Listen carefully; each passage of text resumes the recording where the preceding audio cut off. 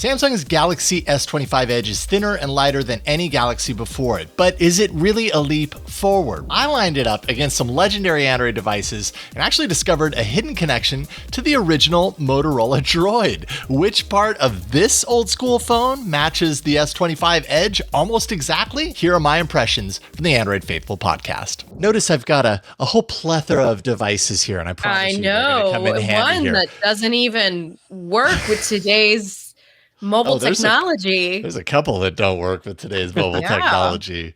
There's a lot of devices here that don't. But no, the Samsung Galaxy S25 Edge. So this is $1,100. So if you were going to price this, it kind of sits in between I think it's the S25 Plus and the S25 Ultra, which I actually have right here.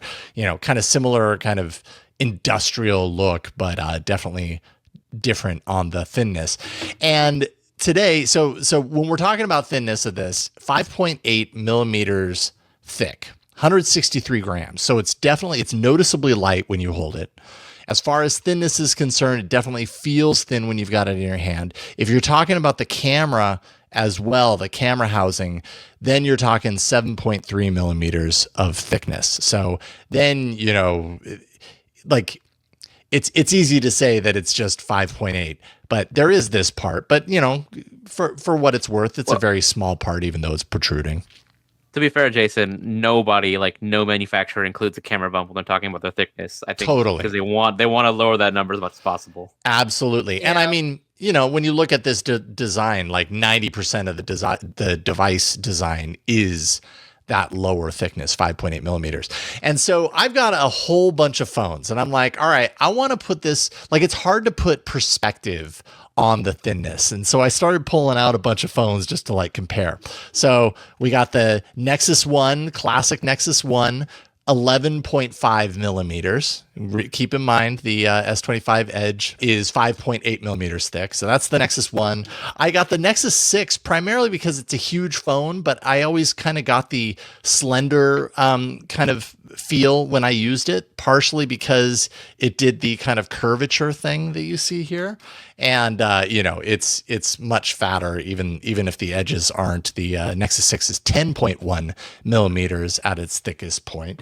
You got the sibling, the S25 Ultra, which comes in at 8.2 millimeters compared to 5.8, and you can really see the difference there.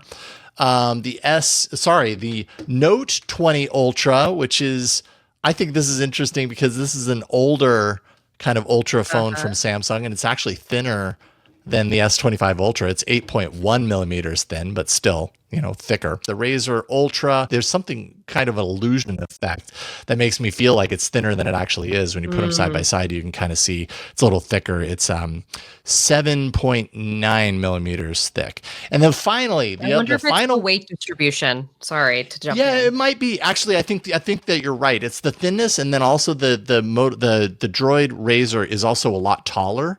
And so both of those things together just makes it feel more like a wafer, like a thin wafer, even though it's you know, thicker. And then finally, and this is the fun one, this is the Motorola DROID. This is like coming home. This was my first Android device.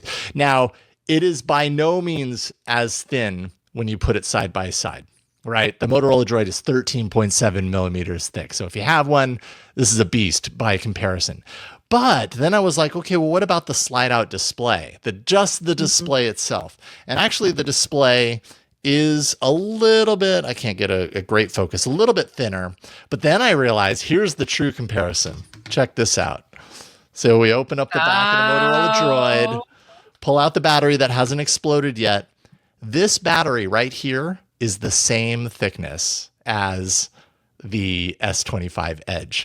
Doesn't that look, and so when you put it into this perspective, that's when you really start to see like, wow, that's actually pretty impressive.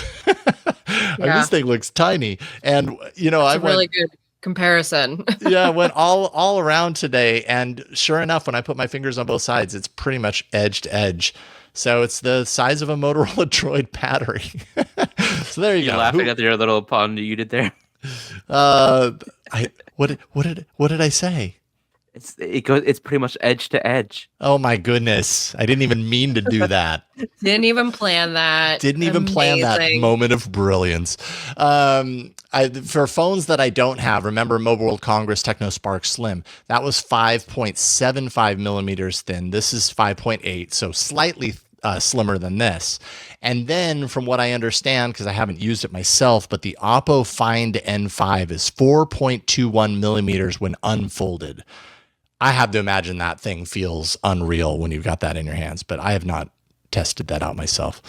So anyways, that's just a little look at like the differentiator of the S25 Edge, what I think sets it apart, what Samsung is really kind of leveraging here as far as the differentiator. Got titanium frame, Gorilla Glass ceramic 2 on front and back. IP68 is very smudgy because my fingers are apparently sweaty right now.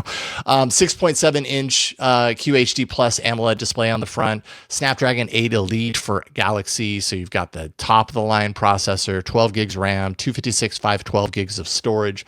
You do have just the 2 cameras on the back, 200 megapixel wide, f1.7 with optical image stabilization for your main, and then 12 megapixel ultra wide. And then on the front, the 12 megapixel. So you don't have an optical telephoto. And consider that, this price wise, this is not a less expensive device. Like, this is by all accounts a premium smartphone, but you're not getting the telephoto. You're getting a smaller battery, as we heard earlier, 3,900 milliamp hour battery. You also get slower wired charge, 25 watts wired charge, which is pretty slow to today's standard. It's not horribly slow, but it's slow by comparison to a lot of other devices. And Trade-offs. Yeah. What's that? Trade-offs. Yeah, it's all about trade-offs, right? And so for $1,100, you have to ask yourself, like, do I want to make these trade-offs in order, for that cost, which you're not saving money with a lower battery, but what you're getting primarily, almost exclusively, is the thinness and the lightness. So how important is that to you when you're trading off the battery, the smaller battery, when you're trading off that the camera system is not as powerful as other phones in its price range? It's not cheap. And yeah, I think that's the real question. That's certainly what I'm going to be looking into as I transition into reviewing this phone myself. So that is the S25 Edge. And yeah, I'm curious. Jason, you very briefly mentioned it at the end there, but like throughout your comparison, you were focusing mostly on the thickness of the device, which I think is probably the least, like one of the less important aspects, but one of the most important to Samsung in marketing. But what's more important to me is the reduced weight. It's just how much lighter it is compared to most other flagship phones. Yeah, like I don't care that it's thinner than the phones. I care that it's much lighter than most it other is pretty light. phones. And that's Try dropping it on your foot difference. And see if it hurts the same amount as the regular Galaxy S25 Ultra. Because I've been dropping the Pixel 9 Pro on my foot, and it has been hurting really bad. Not on purpose. It just happens. Yeah, I was going to say, are you just doing this like to pass time? But apparently not. No, I am not. I have a very bruised foot. Well, recently don't do that anymore. Wear a shoe with steel toes or something. Yeah, that's true. For me personally, I don't wear shoes upstairs. For me personally, I'm a little wary about the battery life just because, that's basically all the flagship specs, the same display as the S25 Plus, but a 1,000 milliamp hour smaller battery than the Plus. So I'm a little concerned there, but like it's definitely, I can see the appeal of the device. It's one of those things you just have to hold in your hand for at least a few minutes, and then you'll either get it or you're like, who cares about this, right? It's like if you're used to the chunky flagship phones like I am, like again, I love this device, the Xiaomi 15 Ultra, but it's a chunker. Woo, that is a chunker. Hold it in hand compared to the S25 Edge, and you're like, wow, this thing is insanely light. I could definitely feel this like being a lot more comfortable to hold for hours a day. Yeah, I would recommend just like go to like a Best Buy, go to a Samsung store, try it out, see if you vibe with it.